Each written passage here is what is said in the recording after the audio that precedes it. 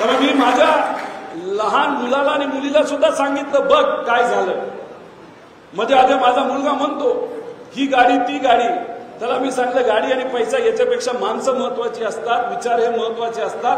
आणि या इलेक्शनमध्ये हे आपण दाखवून दिलं. आणि हे उदाहरण फक्त आमच्यासाठी नाही तर पुढच्या पिढीसाठी सुद्धा महत्वाचं आहे की विचार, लोक आणि निष्ठा आणि महाराष्ट्र धर्म हा महत्वाचा असतो. त्यामुळे या लढाईमध्ये सुप्रियाताई खासदार झाल्याच, पण तुम्ही जो संदेश दिलेला आहे तो अतिशय महत्वाचा आणि खूप चांगला संदेश हा दिला आहे. त्यासाठी मी महाराष्ट्राच्या नागरिकांच्या वतीने आणि सगळ्या देशाच्या वतीने आपल्या सर्वांचे आभार व्यक्त करतो. त्यामुळे ही लढाई फक्त खासदारकीपुरती नव्हती, ही लढाई फार मोठी होती, हे तुम्ही सर्वांनी जाणून घ्या. आपल्या इलेक्शनच्या काळामध्ये आम्ही सर्वजण पदाधिकारी आणि कार्यकर्ते तुमच्यापर्यंत पोहोचलो. प्रेशर तुमच्यावर होतं, दबाव तुमच्यावर खूप मोठा होता. खरं तर मी पदाधिकाऱ्यांचा आभार व्यक्त करतो की त्यांना कदाचित 50-50, 30-30, 40-40 फोन आले असतील.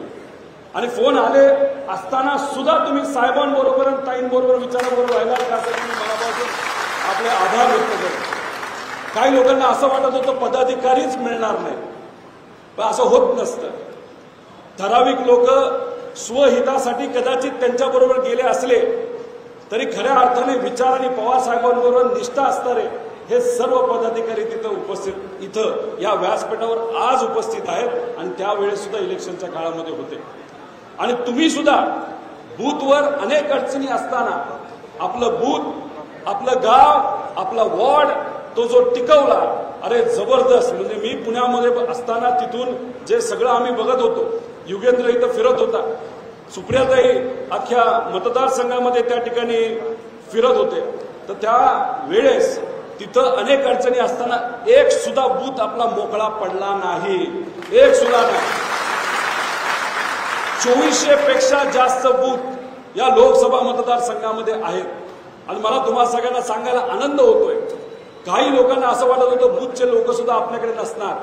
सकाळी 7ला मतदान सुरू होणार होतं, तर 98% बूथवर, 2400 बूथपैकी 98% बूथवर आपले कार्यकर्ते सकाळी 6 वाजता तिथं उपस्थित होते. काय गावामध्ये, काय तालुक्यांमध्ये गुंडांचा वापर केला. गुंडांचा वापर इथं तसा नाही झाला, वेल्हे या तालुक्यामध्ये झाला. एक असा गुंड ज्यांनी बरंच काय पराक्रम नकारात्मक दृष्टिकोनातून तिथं केलेले आहेत. पण पवार साहेबांचा एक कार्यकर्ता, ताईंचा एक कार्यकर्ता, विचाराचा पक्का कार्यकर्ता त्या गुंडाला सुद्धा नडला. एवढी ताकद निष्ठेमध्ये आहे. त्यामुळे निष्ठा ही कुणी कमी समजू नये, विचार हे कमी नसतात, विचारात खूप ताकद असते. आणि तेच खरं तर शिकवण माझ्यासारख्या कार्यकर्त्याला सुद्धा या इलेक्शनमध्ये तिथे मिळाले. त्यामुळे जेवढे आभार व्यक्त करावे तेवढे कमी आहेत. मी आपल्या सर्वांचे मनापासून तिथं आभार व्यक्त करतो की तुम्ही बूथ ताब्यात ठेवलं, मनापासून लोकांना जिथं मतदान करायचंय तिथं तुम्ही ते करून घेतलं. आणि या लोकसभा मतदारसंघाची अजून एक खासियत आहे, एक दुसरं चिन्ह होतं, पिपाणी का काय त्याचं नाव मला माहित नाही. त्या पिपाणीला इथं या लोकसभा मतदारसंघामध्ये फक्त 14,000 मतं मिळाले, फक्त 14,000. बाकी लोकसभा मतदारसंघामध्ये 40,000, 50,000, 60,000 अशी मतं मिळाली. का कमी मतं मिळाली? कारण तुम्ही आपलं तुतारी वाजवणारा माणूस हे जे चिन्ह आहे प्रामाणिकपणे लोकांच्या घरापर्यंत, लोकांपर्यंत आम्ही जो सर्वे करायचो त्या सर्वेमध्ये आम्हाला ते जाणवत होतं की तुम्ही लोकांपर्यंत तिथं पोहोचलेला आहात. त्यामुळे जबरदस्त काम इथं झालेलं आहे. आता याच्यात ज्या ज्या लोकांना अडचणीत आणण्याचा प्रयत्न इलेक्शनच्या काळामध्ये केला, ज्याच्यामध्ये दूध संघाचा विषय आहे, अजून इतर युगेंद्र भाऊंना सुद्धा कदाचित कुस्तीचं काय झालं तूच सांगशील.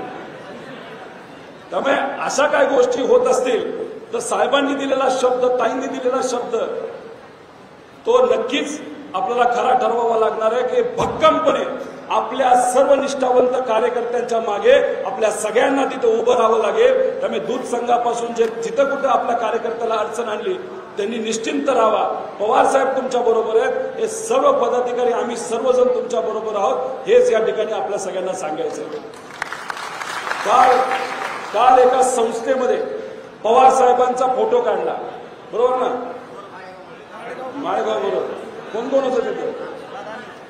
हे सगळे होते, जगताप होते, अजून कोण कोण? तिथं असलेल्या पदाधिकारी साहेबांचा फोटो काढला. हे आपले पदाधिकारी आणि कार्यकर्ते तिथं आवाज उठवला, त्या अधिकाऱ्याला, त्या पदाधिकाऱ्याला परत पवार साहेबांचा फोटो तिथं लावावा लागला. ही ताकद त्या लोकांची आहे. त्यामुळे याच्या येणाऱ्या काळामध्ये तुम्हा सर्वांना एक कुटुंब म्हणून तिथं राहावं लागेल. आता ह्याच्यामध्ये काही लोक म्हणतील गावाला हा विकास निधी, तो विकास निधी. इलेक्शनला 4 महिने तिथं राहिलेले आहेत. कुणी किती काय म्हणेल, हा निधी देतो, तो निधी देतो, तो विकत नसतो. कारण 4 महिन्यामध्ये काम सुरू सुद्धा होत नाही, त्याला नियोजन सुद्धा होत नाही, प्रोव्हिजन सुद्धा तिथं होत नसते. त्यामुळे जी काय कामं असतील ते सुप्रियाताईंकडे आपण द्या, युगेंद्रकडे द्या, आपल्या पदाधिकाऱ्यांकडे तुम्ही द्या, माझ्याकडे सुद्धा द्या. आपण ते एकत्रित करून आपण नक्कीच ते विषय सर्व मार्गी लावू.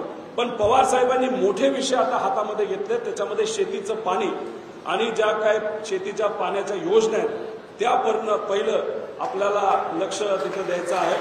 त्यामुळे त्या लगेचच हातात घेऊ. शहराचे पण बरेच काही प्रश्न आहेत, ते सुद्धा त्याच्यामध्ये घेऊ.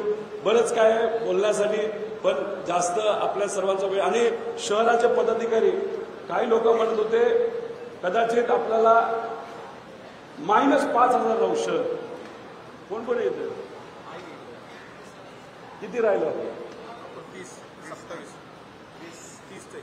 आता शहराच्या पदाधिकाऱ्यांचा खास करून आपण सर्वांनी सत्कार केला पाहिजे, टाळ्या वाजवून. कारण शहराने 90,000 मतदान आहे आणि त्याच्यात 30,000ची लीड ही सुप्रियाताईंना तिथं दिलेली आहे. आणि बाकी जे काही आहे ते ग्रामीण भाग आहेच. त्यामुळे सर्वांचेच मनापासून आभार. सर्व पदाधिकाऱ्यांना विनंती आहे की जे संघटन आता आपलं मजबूत झालेलं आहे ते आता आपल्याला टिकवायचं आहे. तुम्ही रेग्युलर बैठका तिथं घ्या. येत्या काळामध्ये आपल्याला बँकेची लढाई असेल, येत्या काळामध्ये आपल्याला कारखान्याची लढाई असेल, जिल्हा परिषद असेल, नगर परिषद असेल, पंचायत समिती असेल, प्रत्येक इलेक्शनमध्ये तिथं आपल्याला लक्ष घालायचंय आणि तिथं आपला विचार कसा विजयी होईल, आपला कार्यकर्ता कसा विजयी होईल असा प्रयत्न तिथं आपल्या सर्वांना करायचा आहे.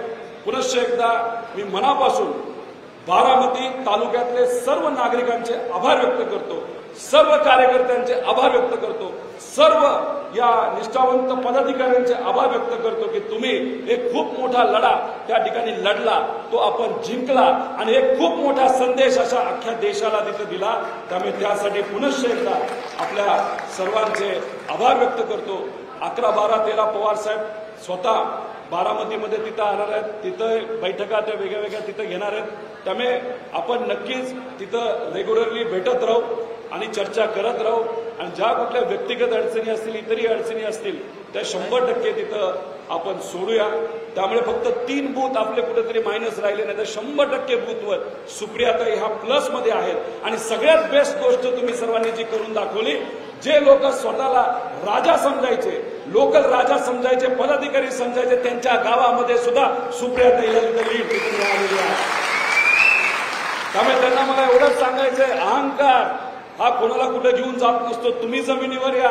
लोकांनी तिथं मतदान सुप्रियाताईंना जास्त दाखवून तुम्हाला तिथं जमिनीवर येण्याची संधी तिथं दिलेली आहे. त्या पदाधिकाऱ्यांना संदेश तिथं दिलेला आहे. त्यामुळे अशा पद्धतीने तुम्ही हे इलेक्शन लढलात, आपण ते जिंकलो. मी मनापासून आपल्या सर्वांचे आभार व्यक्त करतो आणि माझ्यासारख्या कार्यकर्त्याला तुमच्याबरोबर काम करता आलं याचा अभिमान आयुष्यभर तिथं त्या ठिकाणी मी विसरणार नाही. एवढंच या ठिकाणी आपल्या सर्वांचं सांगतो आणि आपल्या सर्वांचे या इलेक्शनमध्ये जबरदस्त इलेक्शन केल्यामुळे आणि सुप्रियाताईंना खूप जबरदस्त लीड दिल्यामुळे मी फक्त तुमच्या सर्वांसमोर नतमस्तक होतो आणि माझे 2 शब्द संपवतो. धन्यवाद.